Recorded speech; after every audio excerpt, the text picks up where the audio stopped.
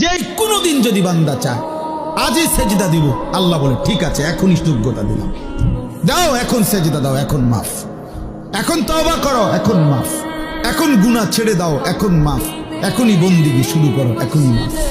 In আতাইতানি লাইলান আতাইতুকা লাইলান, আল্লাহ বলে বান্দা গুনাহ নিয়ে যদি রাত গভীরে আসো, আমি মাগফিরাত নিয়ে রাতেই আসি।